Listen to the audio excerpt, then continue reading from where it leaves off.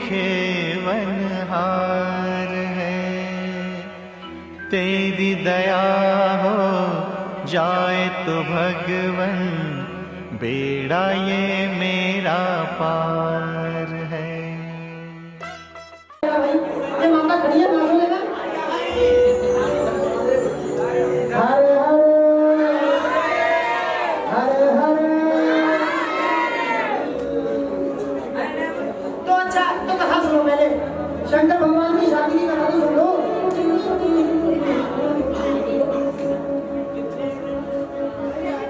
अभी ये भी आधा घंटे के बाद करेंगे, नहीं आधा घंटा पौना घंटा कथा चलेगी, आधा पौना घंटा की कथा चलेगी, उसके बाद करेंगे।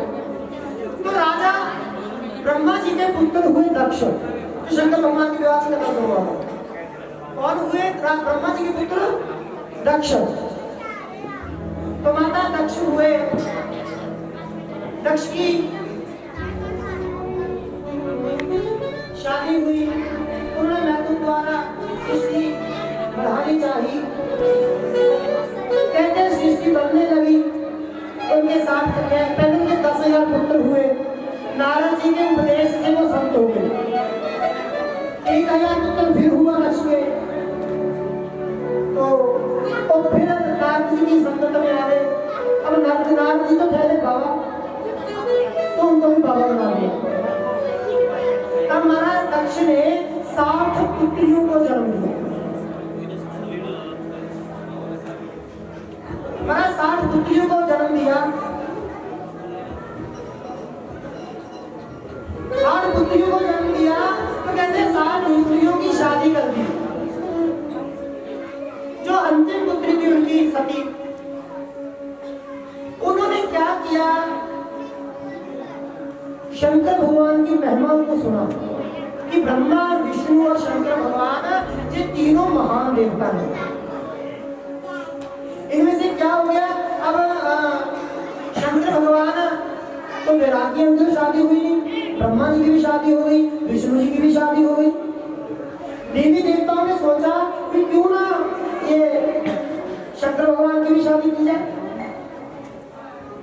तो महाराज भोले बाबा के चरणों में गए, बाबा आपकी शादी करनी है। बाबा कहने लगे देखो मुझे तो भजन कर ही आनंद आता है, इसीलिए मैं शादी वादी के चक्कर में नहीं पड़ूंगा, दौड़ जाओ यहाँ से। महाराज दौड़ा दिए। जैसे ही दौड़ाए तो कहते हैं देवी देवताओं ने माँ जगदम्बा की आराधना शुरू कर दी, माँ शेरावाली की आराधना शुरू कर दी कि माँ आप आइए।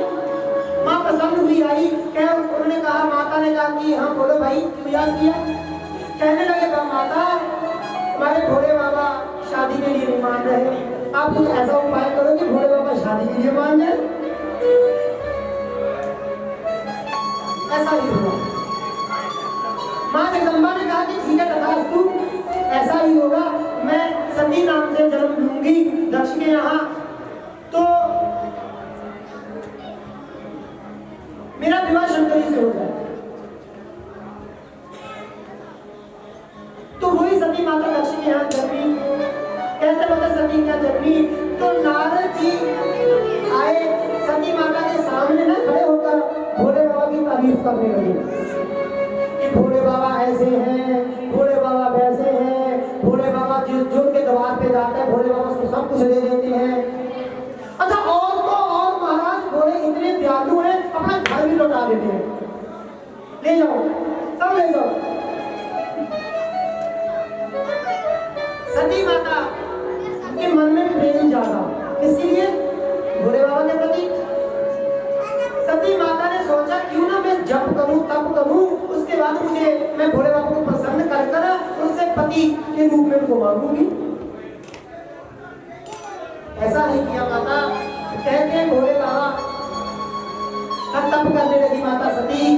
तप करते करते भोले बाबा प्रसन्न हुए, भोले बाबा दर्शन देने को आए और माता सती ने कहा कि हे स्वामी प्रभु, आप मेरे मन की तो जानते ही हो ना कि मैं आपको पति रूप में पाना चाहती हूँ,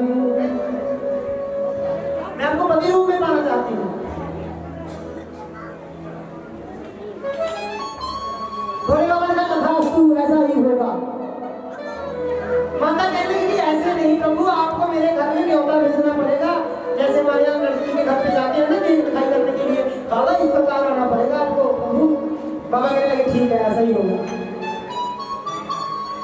महाराज जैसे ही भोले बाबा ने कथा अस्तु कहा, देवी देवताओं की खुशी का ठिकाना नहीं रहा।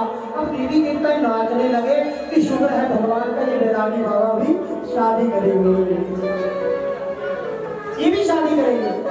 महाराज ब्रह्मा ने बिना पूछे ही दक्ष के यहाँ गए, जाके कहा कि आपकी पुत्री के लिए सुयोग्य वर मिल गया है भोलेनाथ, उनसे आप अपनी पुत्री की शादी कर दो। दक्ष ने कहा ठीक है, शादी होगी। कहते भोले बाबा बरात लेके आ रहे हैं, बरात लेकर पहुंचे तो सती माता और शंकर भगवान की शादी को छोटे रूप में सुनाएंगे, तो इसके बाद फिर हमें माता पार्वती के साथ विवाह करना है शंकर जी का, उसको हम बड़ी कथा लेकर जाएंगे। तो कहते माता सती और भोले बाबा का विवाह हो गया। एक बार क्या हुआ, भोले बाबा और अन्य सभी देवी देवता, दक्ष प्रजापति था, उसने एक सभा की और कहा कि सभा में सभी को बुलाया। अब जैसे ही माता कहते हैं कि सभा में देवी देवता आकर बैठ गए अपने अपने स्थानों पे। बात को ध्यान से सुनना, अगर नींद आ गई तो एक बार ऊपर हाथ उठा के बोलो हर हर। दक्ष ने एक सभा की जिसमें सभा राजा था, राजा दक्ष राजा था, शंकर भगवान, ब्रह्मा भगवान, विष्णु जी तीनों बैठे, अन्य देवी देवता बैठे। दक्ष जी अंदर आए तो सभी देवता ने खड़े होकर प्रणाम किया। ब्रह्मा विष्णु महेश ने प्रणाम नहीं किया। क्यों? कि ब्रह्मा जी तो पिताजी हैं उनके, विष्णु जी दादाजी हैं उनके। तो ब्रह्मा दक्ष जी को मन में एक क्षोभ हुआ कि शंकर तो मेरा दामाद है ना, दामाद का फर्ज क्या होता है कि अपने सासू की को प्रणाम करना, पाँव छूना। लेकिन कथा कहती है कि शंकर भगवान उस समय ध्यान में बैठे बाबा को पता ही नहीं चला कि कोई आया या नहीं आया। कहते हैं महाराज जो उल्टा इंसान होता है ना, उल्टी बुद्धि वाला इंसान होता है, उसका अगर कोई आदर करे वो उसको तो नहीं देखता, जो उसकी बुराई करे ना उसकी तो ज्यादा ध्यान देता है। इसने मेरी बुराई की। महाराज दक्ष जैसे ही अपने सिंहासन पर बैठा, जोर जोर से कहने लगा कि अच्छा अब यहाँ पर इतने अवधूत लोग आ गए हैं, इतने अघोरी लोग आ गए हैं, तन पर भस्मा लिपटाए हुए लोग आ गए हैं, जिनको सम्मान करना भी नहीं आता, और भी बहुत बुरा भला कहने लगा। अब भोले बाबा अपनी मस्ती में भाई बस अपना आराम जहाँ बैठ के वहां बैठ गए। भोले बाबा कहते हैं कि हे दक्ष मैं तो वैरागी हूँ। क्या हूँ? वैरागी हूँ। ना मान का लालच, ना अपमान का भय, ना ही कुछ लेने की इच्छा, ना ही कुछ देने की इच्छा, ना ही सर्दी ना ही गर्मी।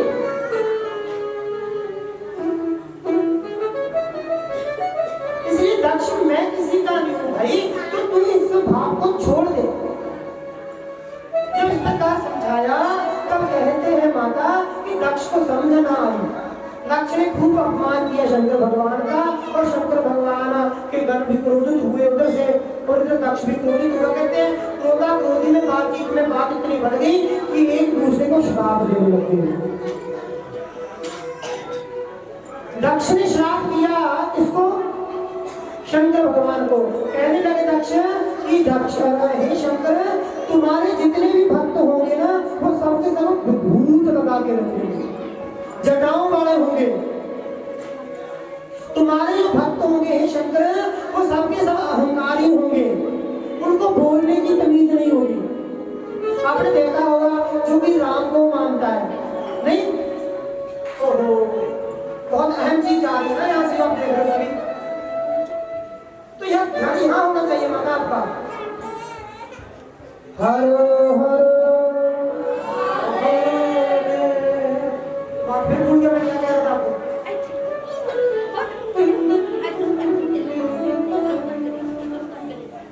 क्या कह रहे थे हम?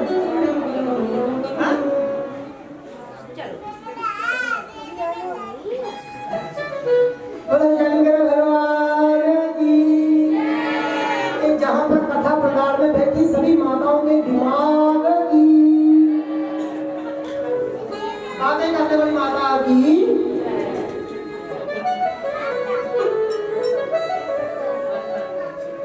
तो क्या हुआ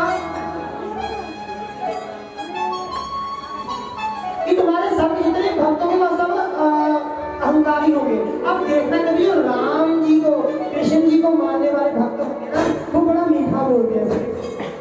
हमारे पास यहाँ तो ब्राह्मण आते हैं, वो दोनों के दोनों ना बड़ा मीठा बोलते हैं। ये रामकृष्ण को मानने वाले हैं। अब इनसे भी बात करना, ब्राह्मणों से ये बड़ा मीठा बोलेंगे। अच्छा कभी मेरे से बात करके देखना, ऐसे काटने को बोलता हूँ तो भाई हम जिस देव के पुजारी हैं हम कैसे बन जाएंगे भाई। बोले शंकर भगवान की। रामकृष्ण को मानने वाले इनके मन में भी मिठास है। तो क्या हुआ, शंकर भगवान वहां से चले गए। एक बार दक्ष ने क्या किया, शंकर जी का अपमान करने के लिए अपने घर में एक यज्ञ रखा। उस यज्ञ में सभी को बुलाया, लेकिन शंकर और गौरा माँ को नहीं बुलाया, सती माता को नहीं बुलाया। जब सती माता को नहीं बुलाया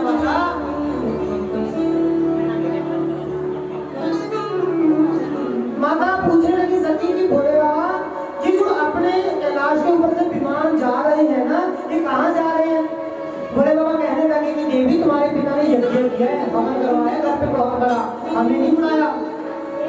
माता कहती है कि देखो स्वामी, 4 जगह बिन बुलाए जा सकते हैं। कितनी जगह? 4 जगह बिन बुलाए जा सकते हैं। कहाँ? किसी धार्मिक जगह पे कोई धार्मिक कार्य हो रहा हो तो हमें किसी की इन्विटेशन की उड़ीक करनी चाहिए कि भागवत कथा मंदिर में हो रही है, पंडित जी कह के जाएंगे। तो ये धार्मिक जो व्यवस्था है इसमें आप जा सकते हो बिन बुलाए। दूसरा यहाँ कहते हैं कि अपने गुरु के यहाँ कोई प्रोग्राम हो, आप गुरु के यहाँ बिना बुलाए भी जा सकते हो गुरु जी के पास। तीसरा कहाँ, लड़की अपने मायके में, लड़की अपने मायके में, अगर लड़की के माता पिता ने लड़की को बुलाया नहीं तो लड़की अपनी इच्छा से जा सकती है, तो कोई दोष नहीं लगता। आप इन जगहों पे बिन बुलाए जा सकते हो। तो शंकर भगवान कहने लगे कि देवी तुम्हारी बात सही है, लेकिन जहां पर अपमान हो ना वहां नहीं जाना चाहिए।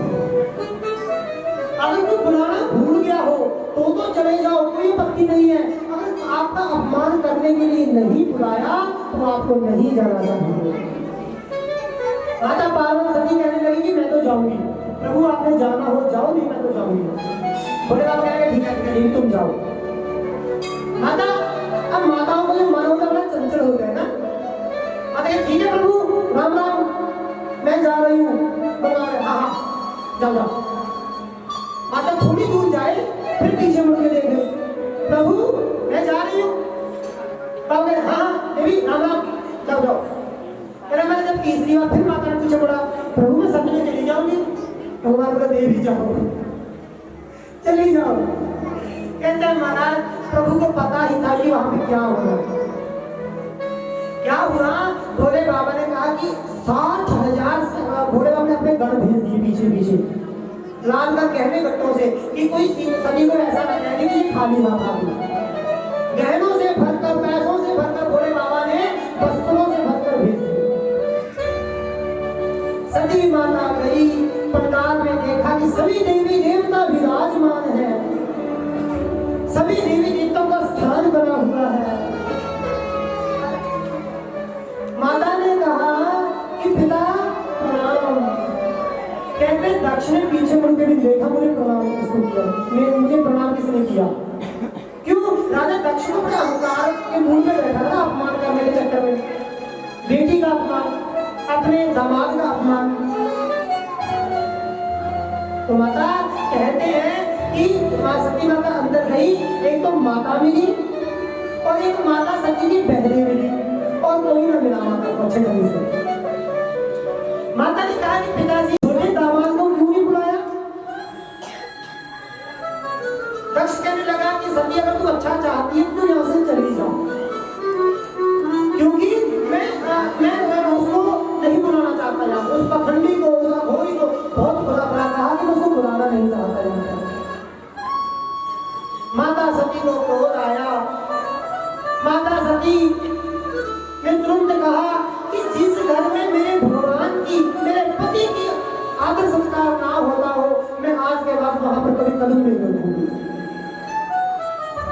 दक्ष ने कहते कि कुछ और भोला बड़ा कहा, कहते कि तेरा शरीर भी तू मेरा ही है, क्योंकि बच्चे का शरीर माता पिता का शरीर होता है। माता ने कहा कि हाँ, मैं यही करने आई थी दक्ष, ये शरीर आपका है, इसलिए मैं आज इस देह का भी त्याग कर दूंगी। माता सती की भौहें चढ़ गया। माता सती ने अग्निदेव को आवाहन किया कि हे अग्निदेव, आओ मुझे जला दो। अग्निदेव आओ मुझे जला दो। लेकिन अग्निदेव हाथ जोड़कर खड़ा हो गए कि माँ, आपसे तो मैं निकला हूं, मैं आपको जलाने में असमर्थ हूं। कि हे महामाई, आपसे तो अग्नि में निकला हूं, मैं आपको कैसे जला सकता हूं। माता ने कहा ठीक है। माता ने अपने अंदर से ही अग्नि को प्रकट किया और वहीं पर इस देह को छोड़ दिया। कहते माताओं चारों ओर हाहाकार मच गया। भोले बाबा के घरों ने वहां पर उतड़म मचाना शुरू कर दिया। नारद जी ने शंकर भगवान को बताया। नारद जी के बताने से ही भोले बाबा का क्रोध सातों आसमान पर पहुंच गया। महाराज भौहें चढ़ गई भोले बाबा की, जटा उखाड़ी पत्थर पे फेंकी, वहां से वीरभद्र का जन्म हुआ। बोलो वीरभद्र भगवान की। वीरभद्र का जन्म हुआ। शंकर के स्वरूप है वीरभद्र भगवान। आज्ञा मांगी कि भगवान क्या आज्ञा है। भोले बाबा ने कहा कि वीरभद्र जाओ, जिसने भी सती का अपमान किया है उसकी गर्दन उड़ा दो। वीरभद्र दौड़ा। कथा कहती है कि महाराज शेरों पे सवार होकर के वीरभद्र जी शेरों का रथ लगा के ना 16 शेरों का रथ लगाकर वीरभद्र जी जा रहे हैं। अब देखो शेरों का रथ कैसा होगा भाई। जटा खुली है वीरभद्र जी की, हाथ में कटार पकड़ी हुई है, काले रंग का भेष है उनका। कहते नारायण भगवान विष्णु भगवान दक्ष की सहायता करने के लिए आए। किसी बचन के भक्त थे विष्णु जी। नारायण जी ने वीरभद्र जी को बांध लिया। भोले बाबा को क्रोध आया, दूसरी जटा उखाड़ी वहां पर फेंकी तो वहां से महाकाली का प्रकट हुआ। तो महाकाली की महाकाली तो देखिए आप सभी ने देखिए ना माता की तस्वीर। अब भाई पहले तो वीरभद्र ऊपर से महाकाली, ये किसी से संभाले जाए। संभल तो यहाँ के लिए माता नहीं है और साथ में पिताजी भी क्रोधित हो गए। कहते माता दौड़ी, वीरभद्र जी को छुड़वाया और राजा दक्ष के पास पहुंचे और जाकर महाराज धड़ अलग कर दिया। कहते जैसे ही अलग की, दक्ष को बुद्धि आ गई और जोर जोर से पुकारने लगा हर हर महादेव, हर हर महादेव। वीरभद्र कहने लगे अब पछताए हो क्या जब चिड़िया चुग गई खेत। दुष्ट दक्ष, जब तेरे पास समय था तब तू समझा नहीं। अब सती माता का शरीर छूट गया है, अब तू क्या कह रहा है। भोले बाबा मुझे क्षमा कर दो। महाराज गर्दन अलग की और वहीं से अंतर ध्यान हो गया। देवी देवता आए, क्योंकि यज्ञ चल रहा था ना, यज्ञ अधूरा था। अगर यज्ञ का यजमान मर जाए तो बड़ी आपत्ति हो जाती है। तो यज्ञ को पूरा करवाएगा, क्योंकि यज्ञ को जो भी शुरू करवाएगा वो ही समाप्त करवाएगा, ऐसा विधान है। सभी बाबा भोले के पास पहुंचे, प्रार्थना की भोले बाबा यज्ञ अधूरा रह गया, दक्ष पर कृपा करो, उसको जिंदा कर दो। भोले बाबा कहने लगे कि हे देवताओं, दक्ष का जो सिर था ना वो वीरभद्र की आगों की ज्वाला अग्नि से भस्म हो गया। अब भस्म हुई चीज वापस नहीं आती, तो क्या किया जाए। कहते हैं कि दक्ष को बकरे का सिर लगा दिया जाए। राजा दक्ष को किसका सिर लगा, बकरे का। अब महाराज बकरे का सिर लगा, दक्ष को होश आया, शंकर भगवान को सामने पाया और जोर जोर से बोलने लगा, बम बम बम भोले बम बम बम, बम बम बम भोले बम बम बम, बम बम बम भोले बम बम बम भोले बम बम। क्योंकि बकरा और तो कुछ बोल नहीं सकता, बकरा क्या बोलेगा, मैं करेगा ना। अगर आपने कभी शंकर भगवान को प्रसन्न करना हो ना, शंकर जी को जल चढ़ाने के बाद घंटी बजाओ 3 बार और बोलो बम बम बम 3 बार। कहते हैं शंकर भगवान को अपने ना ससुर की याद आ जाती है और शंकर भगवान हम पर कृपा कर देते हैं। बोलो शंकर भगवान की हरे हरे। तो इस प्रकार बकरे का सिर लगाकर दक्ष का यज्ञ करवाया। माता सती भोले बाबा फिर समाधि में चले गए भाई। एक कथा बहुत विस्तार से है कि माता सती का क्यों ऐसे हुआ, अगर भोले बाबा सब जान ही जानते।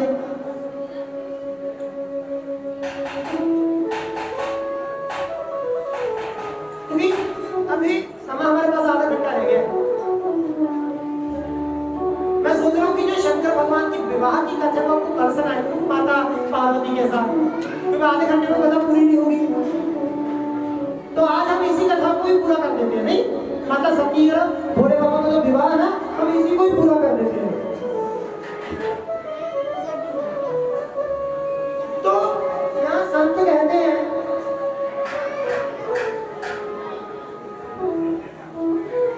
कि सती माता के साथ ऐसा क्यों हुआ। भोले बाबा तो सब जाने जानते, उन्होंने क्यों माता को मरने के लिए वहां भेज दिया। तब कहते हैं कि जब राम युग चल रहा था ना, उस समय राम जी की जब धर्मपत्नी सीता माता को रावण ले गया था, उस समय राम जी कहते थे भी आंखों में उनके आंसू आ गए राम जी को। माता सती ने देखा कि ये भगवान नारायण नहीं हो सकते। क्यों? क्योंकि भगवान कभी रोते नहीं है। ये जंगल में दर दर फिर रहा है घूमता हुआ, ये राम भगवान नहीं हो सकते, ये तो कोई आम इंसान है। भोले बाबा ने कहा, देख सती, तुम भोले बाबा की राम जी की परीक्षा मत लेना, वो सच में राम भगवान ही है।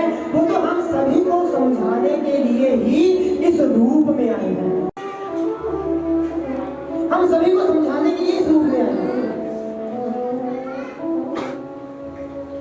माता सती, अब थोड़ा माताओं के मन में अगर बहन घुस जाए ना दिमाग में, तो बड़ी मुश्किल से निकलता है। माता सती ने कहा कि मैं तो परीक्षा लूंगी।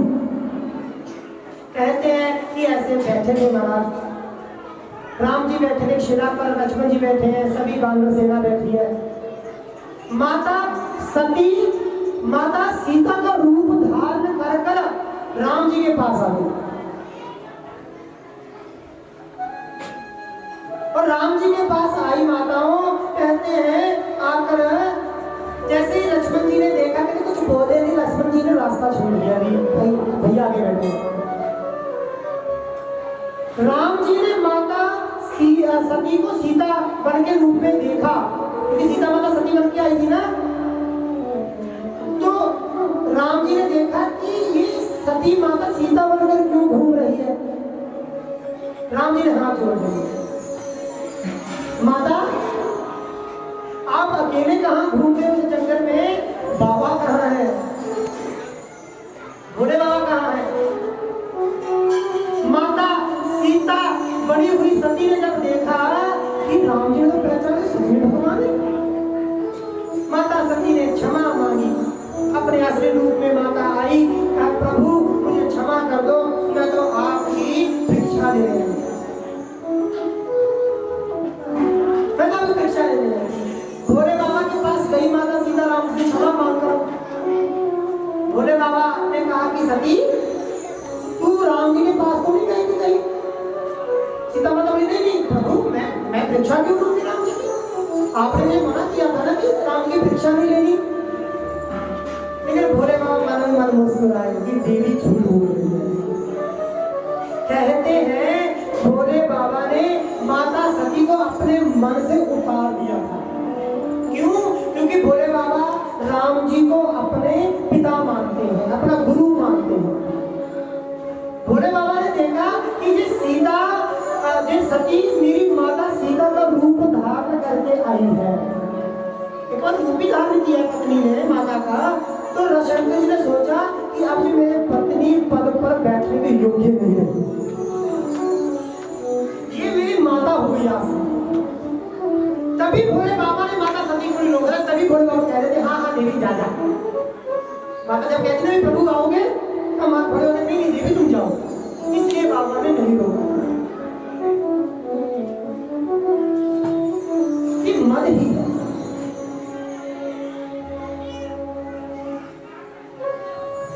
हम सभी अपनी ही एक नई धुन में घूमते रहते हैं भाई, अपनी ही मस्ती में। हमें अगर कोई बड़ा समझाए तो हम उसकी बात समझते नहीं है। ज्ञान की बात छोटे से भी पता चल जा सकती है। हम सब कोई छोटा है ना बच्चा, उससे भी तो सब सीखने को मिल जाएगा। ज्यादा दूर मत जाओ। मेरे पास यहाँ मंदिर में एक बालक रहता है, आप जानते हो ना उसको, जो मेरे पास रहता है हर समय, आप सभी जानते हो उसको। उससे मुझे इतना सीखने को मिलता है, मैं आपको क्या बता सकता हूँ। उसको मैं इसलिए अपने पास उठा के रखता हूँ भाई, उसको इसलिए कुटिया में बैठाता हूँ, क्योंकि उससे मुझे कुछ सीखने को मिलता है। एक बार क्या हुआ,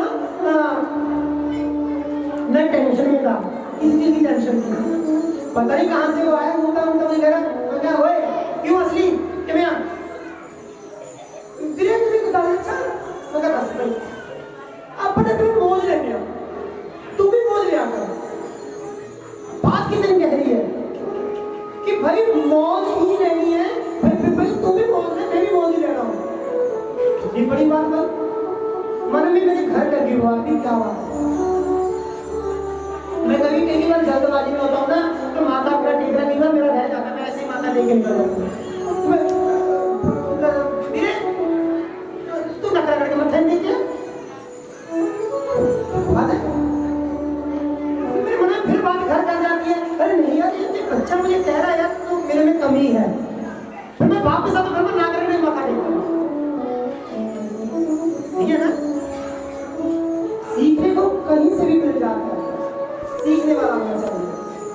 हम अपनी ही गलत धुन में बैठे हैं। किस धुन में बैठा बावरे, किस धुन में बैठा बावरे, किस्मत में तू मस्ताना